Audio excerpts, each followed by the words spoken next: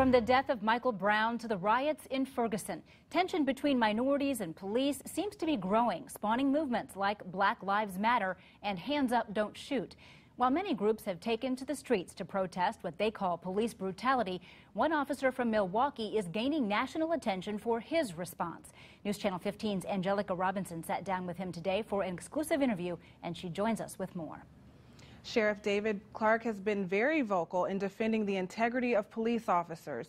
He says there's a larger issue going on here, one that he calls a war on police. It's been a rallying cry heard nationwide. Activists associated with the movement calling for an end to unjust police killings.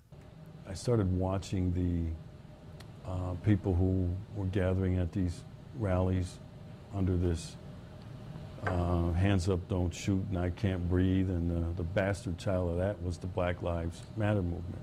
But Sheriff David Clarke says the movement isn't really about Black Lives Matter or the use of police force. This is an anarchist movement, and the purpose of this anarchist movement, just like in the 60s, is to weaken the institution of policing because we're the ones that stand up for the rule of law.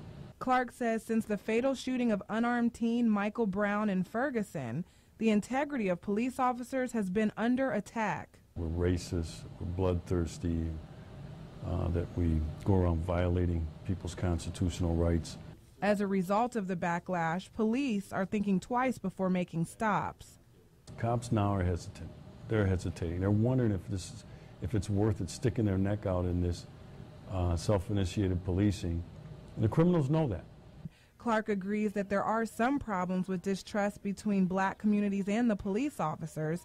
It's just not to the extent that people make it out to be. There are. I'm not denying it. But I'm not going to make them overblow this thing and say, well, the police can't get along with their minority communities. It's just simply not true. Clarke says he believes the government should instead focus on fixing problems in low-income neighborhoods instead of blaming the police. He goes on to say poverty, unemployment, failing school systems are among key problems in these neighborhoods. Angelica Robinson, News Channel 15.